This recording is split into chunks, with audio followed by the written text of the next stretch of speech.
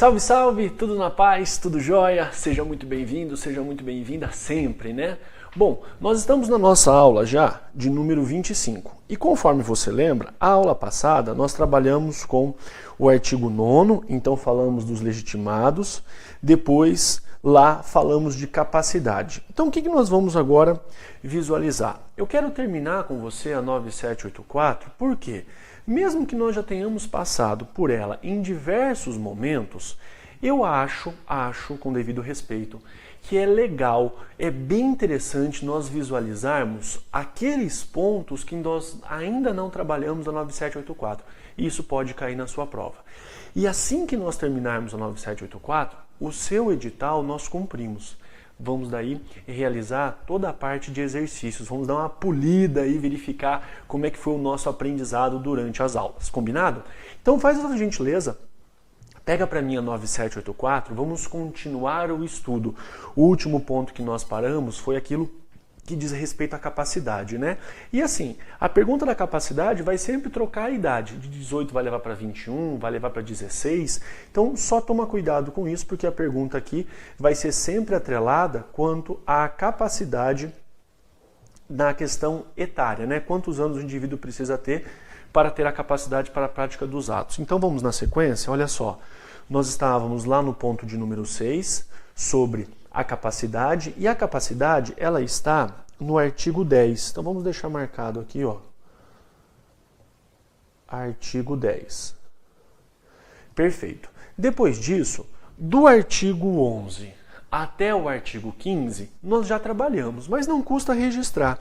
Então eu vou colocar aqui, ó, ponto 7, competência. Você já marcou isso lá em atos administrativos, tá ok? Eu vou deixar aqui competência, ó. Artigos 11 ao 15. Competência pode cair dentro de ato administrativo, pode cair dentro de poderes. Então, cuidado com isso, tá bom? Depois, nós temos aquilo que diz respeito ao início do processo administrativo. Então, ponto 8, no artigo 17... é o início, o começo do processo administrativo. Começo do processo administrativo. E olha lá a redação do artigo 17. Inexistindo competência legal específica, o processo administrativo deverá ser iniciado pela autoridade de menor grau hierárquico para decidir. Então nós temos 3 autoridades. A autoridade A é a de menor grau hierárquico, mas ela tem poder de decisão. Então o processo administrativo começa sempre por ela. Fácil? Beleza? Deixa registrado então o artigo 17. Depois, o artigo 18, nós vamos falar dos impedimentos. Artigo 18, trabalhamos agora com os impedimentos. Diz assim o artigo 18, olha lá. É impedido de atuar em processo administrativo o servidor ou autoridade que, então, está fora do processo, não pode atuar. Tenha interesse direto ou indireto na matéria, cuidado que na sua prova pode aparecer que tenha somente o interesse direto. Tanto faz o interesse direto quanto o indireto. Tenha participado ou venha a participar como perito, testemunha ou representante, ou se tais situações ocorrem quanto ao cônjuge, companheiro ou parente, cai muito sobre o perito. Então deixa marcadinho ali, cuidado com o perito. Esteja litigando judicial ou administrativamente com o interessado. De qualquer forma, é aquele indivíduo que está atrelado, que ele está na esfera, ele está ao redor do processo. Não pode porque senão, com certeza, ele é uma pessoa que não tem, digamos assim, a imparcialidade para participar. Beleza? Depois disso, marca para mim, por gentileza, vamos lá. No artigo 22, vamos colocar aqui ponto 10, fazendo o mapeamento da lei. Artigo 22. Qual que é a regra dos atos administrativos? Olha lá. Os atos do processo administrativo não dependem de forma determinada, senão quando a lei expressamente a exigir. Então a regra aqui é o informalismo. A regra é o informalismo. Perfeito? Essa é a regra. A não ser quando, obviamente, a administração pública, a lei, exigir de forma distinta, aí nós temos que seguir aquela regra determinada pela lei. Depois disso, por gentileza, dá um salto e marca para mim o artigo 30, inadmissibilidade de prova ilícita. E na sua prova, se isso for cobrado, eles vão tentar encontrar alguma exceção para encaixar a prova ilícita. Na esfera administrativa, não pode. Então, vem para cá. Ponto de número 11, artigo 30. O que nós temos ali? São inadmissíveis no processo administrativo as provas obtidas por meios ilícitos. Vamos já resolver provas ilícitas. O que nós vamos colocar aqui nas provas ilícitas? Olha que fácil. E assim, prova ilícita, prova ilegal, prova ilegítima, não pode, ponto final. Ah, Barbieri, mas lá no processo penal, se for para favorecer o réu... Não, eu estou falando do processo administrativo. No processo administrativo não podemos utilizar de prova ilícita e ponto final. No processo penal e etc, aí a gente já nem interessa, né? Nós não vamos estudar o mal aqui, a gente estuda só o bem. Ó, que espetáculo. Então vamos para cá, vem para cá na sequência. Depois de marcar o artigo 30, você vai para mim, agora nós vamos trabalhar com alguns prazos, tá? Vamos lá falar do prazo. Prazo do artigo 44, então vou pôr aqui o ponto de número 12, nós vamos trabalhar com os prazos. Primeiro prazo diz assim: encerrada a instrução, o interessado terá o direito de manifestar-se no prazo máximo de 10 dias. Então, do encerramento da instrução, o que acontece? O interessado tem um prazo máximo de 10 dias para se manifestar. Então, olha só, prazos do encerramento da instrução. 10 dias para manifestação. Perfeito, deixa marcado. Depois disso, nós vamos daí lá para aquilo que diz respeito ao artigo 49. Olha o segundo prazo. Fala assim, ó: concluída a instrução do processo administrativo, a administração tem um prazo de 30 dias para decidir. Então, cuidado. Encerrou a instrução, a parte tem 10 dias para se manifestar. Encerrou a instrução, agora a administração, quando todo mundo já se manifestou, ela tem 30 dias para decidir. Então, do encerramento da instrução,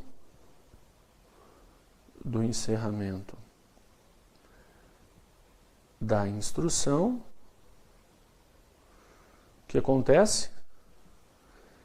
30 dias para a administração pública decidir. Não confunda esses dois prazos, tá? Então, muito cuidado para você não confundir esses dois prazos. Depois, eu vou pedir para você, então, ainda naquilo que diz respeito aos prazos, olha lá o artigo 59, diz assim: salvo disposição legal específica, é de 10 dias o prazo para interposição de recurso administrativo, contado a partir da ciência ou divulgação oficial da decisão recorrida. Então, o prazo para recorrer da decisão, 10 dias. Quando a lei não fixar prazo diferente, o recurso administrativo deverá ser decidido no prazo máximo de 30 dias. Então, vamos simplificar. O prazo para a administração decidir, quer seja um recurso, quer seja um processo administrativo comum, 30 dias. O prazo para a manifestação, encerrada a instrução, ou o prazo para o prazo para recorrer após a decisão, 10 dias. Então, vamos fixar esse novo prazo aqui. Então, agora, ó, o próximo prazo para recorrer, nós temos aqui 10 dias. E depois, para decidir o recurso,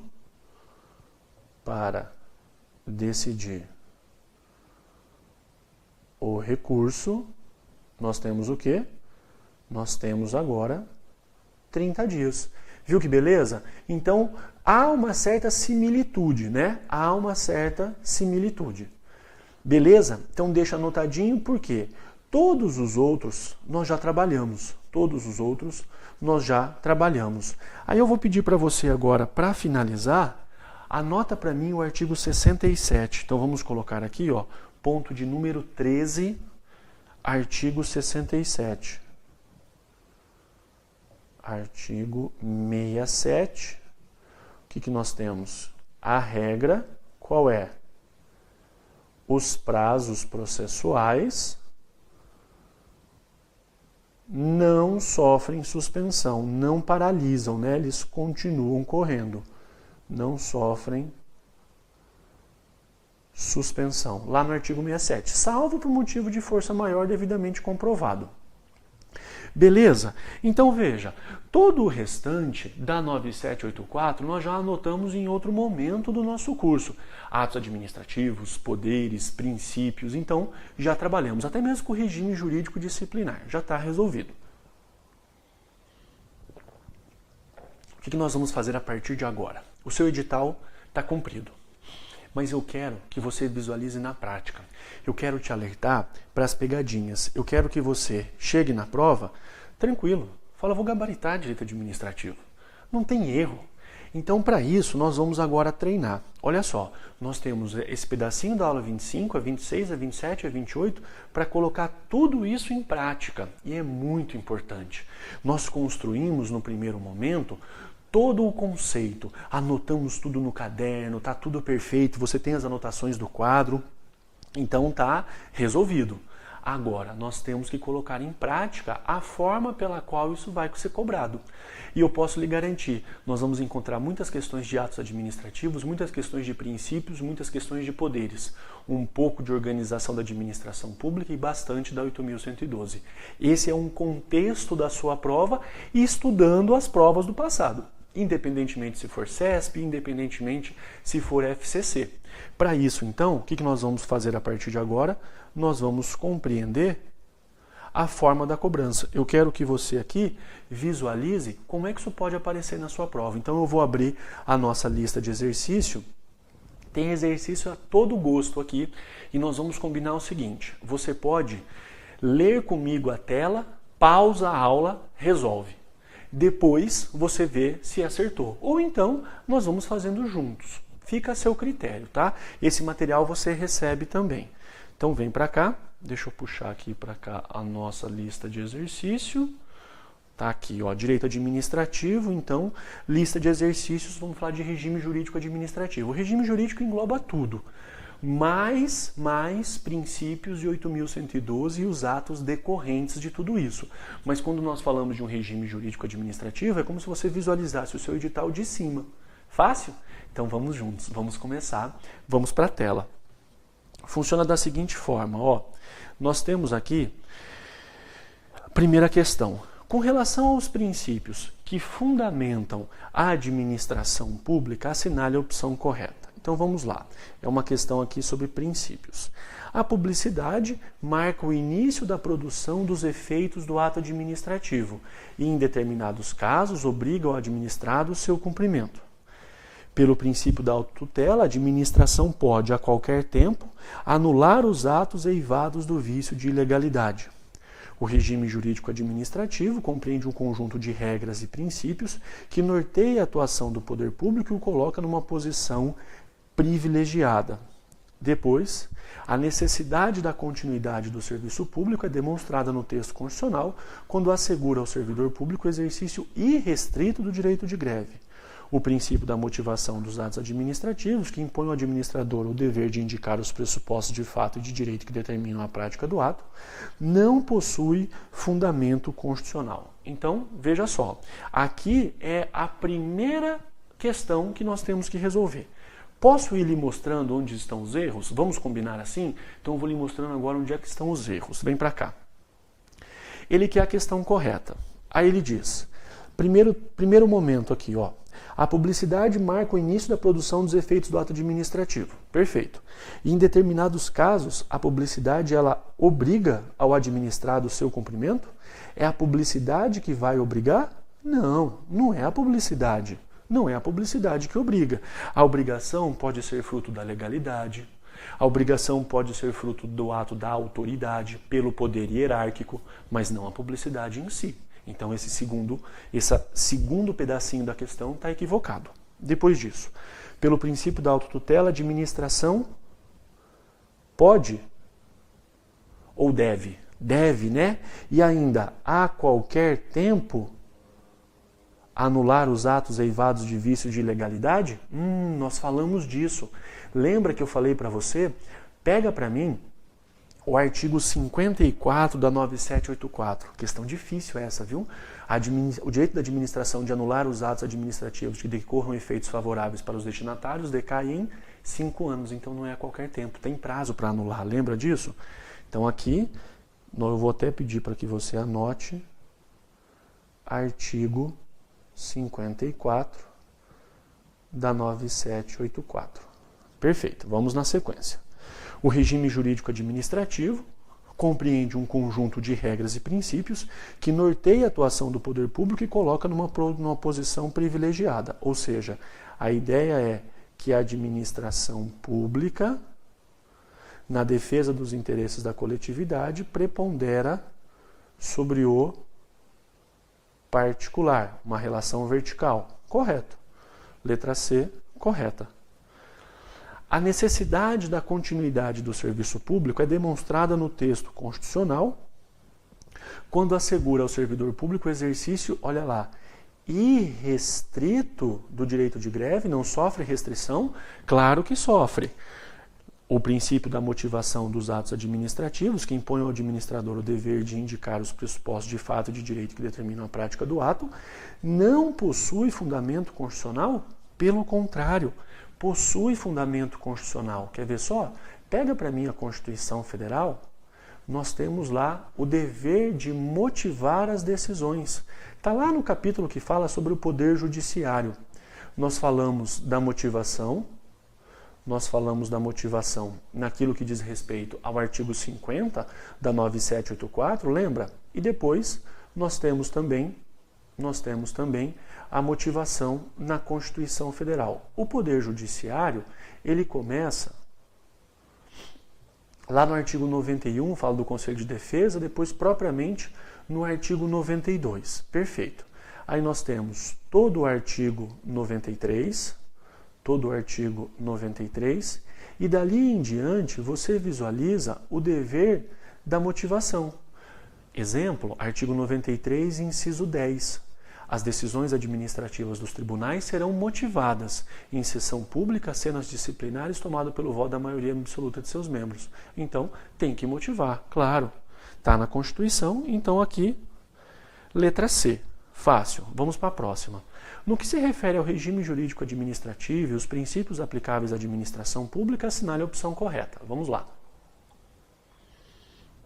A exigência de depósito prévio para admissibilidade de recurso administrativo não viola o direito à ampla defesa? Claro que viola. Dá uma olhadinha na súmula vinculante número 21. Nem posso fazer a exigência.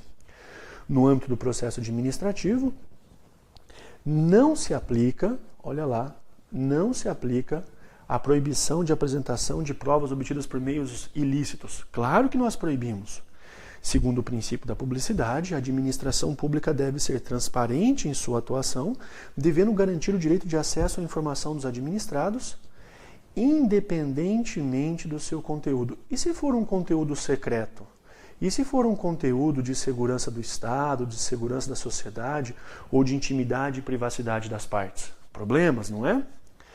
O princípio da legalidade administrativa resume-se à observância da lei em sentido formal, não compreendendo os atos normativos de diferentes modalidades editados pelo próprio Poder Executivo. E depois, de acordo com o princípio da finalidade, a interpretação da norma administrativa no âmbito do processo administrativo deve ser realizada de forma que melhor garanta o atendimento do fim público a que se dirige, sendo vedada a aplicação retroativa de nova interpretação. Olha que fácil. Dá uma olhadinha aqui no artigo 2º, parágrafo único, inciso 13 da 9784. Então, a resposta letra E. Cópia dos dispositivos, né? Cópia dos dispositivos. Por que a letra D está errada? Diz que o princípio da legalidade administrativa só tem que ter observância em sentido formal. Ah, então quer dizer que não compreende atos normativos? Claro que compreende. A legalidade aqui, ela é plena. O administrador, a administração só pode atuar nos termos da lei e não pode extrapolar os limites da lei, independentemente se é sentido formal ou sentido material, é aplicação prática. Então não é só no sentido formal, tá bom? Cuidado. Vamos para frente. Ponto de número 3. Olha lá. No ponto de número 3, em relação à organização administrativa do Estado brasileiro e os princípios administrativos, julgue. Dado o princípio da legalidade, os agentes públicos devem, além de observar os preceitos contidos na lei em sentido estrito, ok, estritamente o que determina a lei, atuar em conformidade com outros instrumentos normativos existentes no ordenamento jurídico nacional. Aí eu lhe pergunto, além de observar o princípio da legalidade, tem que observar tudo o que cerca a legalidade? A eficiência, a moralidade, a publicidade, a impessoalidade? Claro, não tenha dúvida. Então a questão aqui é uma questão correta. Perfeito, olha lá, correto. Então vamos deixar aqui correto. Depois, julgue os itens a seguir acerca da responsabilidade civil do Estado. Então agora nós trabalhamos com a responsabilidade civil do Estado. Diz assim, a supremacia do interesse público sobre o privado e a indisponibilidade pela administração dos interesses públicos integram o conteúdo do regime jurídico administrativo. Então nós temos, de um lado, a supremacia do interesse público sobre o privado, que é a supremacia do interesse público primário, e do outro a indisponibilidade. São princípios que se complementam. Perfeito. Pela administração dos interesses públicos, integram o conteúdo do regime jurídico administrativo. Em outras palavras, quando eu falo de supremacia, quando eu falo de indisponibilidade, estão dentro da esfera do direito administrativo? Claro, são inclusive as grandes bases do direito administrativo, concorda? Então, questão corretíssima, questão correta. Correto, beleza? Questão 5. Com relação aos princípios que regem a administração pública, assinale a opção correta. Constatadas a concessão e a incorporação indevidas de determinada gratificação especial aos proventos do servidor aposentado, deve a administração suprimi-la em respeito ao princípio da autotutela, sendo, olha o perigo, sendo desnecessária a prévia instauração de processo administrativo. Deixa eu lhe contar uma historinha. Eu não sei se você acompanhou, há mais ou menos um mês, o Senado Federal, o Tribunal de Contas, na verdade, ele veio e determinou que todos os servidores da Câmara e do Senado que recebiam valores a maior do que o ministro do STF, tivessem imediatamente os valores reduzidos, tirados da remuneração. O ministro Marco Aurélio no Supremo falou o seguinte, Tribunal de Contas, eu concordo com você que ninguém pode ganhar mais do que o ministro do STF. Agora, será que aquele pessoal que você mandou retirar a remuneração a maior dos 29.500 não poderia estar recebendo valores a título de indenização? Será que eu não tenho ali alguém que está recebendo de forma legítima naquele mês? Então, antes de retirar o valor, que é o fruto de uma sanção, que vai ser fruto de um ato que, digamos, exterioriza na esfera jurídica de cada um daqueles servidores de forma negativa, tem que dar o quê? O devido processo legal. Então a questão fala para você, sendo desnecessária a prévia instauração, muito pelo contrário, é necessária a prévia instauração. Segundo o entendimento do STF, para que não ocorra violação do princípio da proporcionalidade, devem ser observados 3 subprincípios. Adequação, é verdade, finalidade e razoabilidade estrito sensu. Não, isso aqui não é. Eu vou só apagar aqui a adequação, porque a adequação está certa. Aqui nós falamos de adequação, falamos depois de necessidade e proporcionalidade em sentido estrito. É uma questão sobre proporcionalidade. Então, o que é o princípio da proporcionalidade? É verificar se aquela decisão foi adequada, é verificar se aquela decisão foi necessária e é verificar se aquela decisão, em relação aos fins que nós almejamos, se os meios que escolhemos eram os melhores. Lembra que eu falei para você? Falou de proporcionalidade, vai cobrar meios e fins. Aqui a questão pisou na bola. Não tem nada a ver com finalidade, nem com razoabilidade. Vamos para a próxima. O princípio da razoabilidade apresenta-se como meio de controle da discricionalidade administrativa e justifica a possibilidade de correção judicial. Vamos lembrar, quando eu tenho uma decisão extremada, quando eu tenho uma decisão que vai ao extremo, que foge do equilíbrio, que foge do meio termo, pode o judiciário controlar? Pode, claro que pode. Imagina que o servidor nunca faltou, nunca chegou atrasado um dia por causa da greve no serviço de transporte coletivo e toma maior suspensão que tem na lei, 90 dias. Isso não é razoável, concorda? Então, nesse caso, pode o Poder Judiciário fazer o controle, perfeitamente.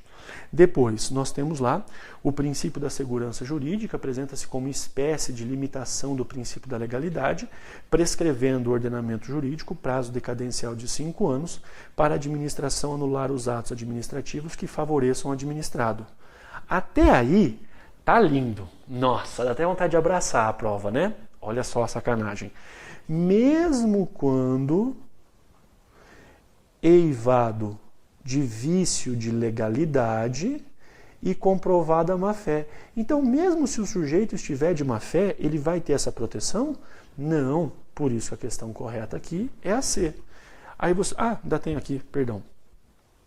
Ferem os princípios da isonomia e da irredutibilidade dos vencimentos as alterações na composição dos vencimentos dos servidores públicos mediante a retirada ou modificação da fórmula do cálculo de vantagens, gratificações e adicionais, ainda que não haja redução do valor total da remuneração. Deixa eu lhe falar uma coisa. Existe algum tipo de verba eterna dentro da administração pública? Eu não estou mais fazendo um trabalho perigoso, então eu não recebo mais adicional de periculosidade. Se tirar esse valor da minha remuneração, você está quebrando a irredutibilidade de vencimento? Claro que não. Não existem verbas eternas dentro da 8.112, dentro da Constituição Federal. Então aqui o que nós estamos falando? O erro onde está?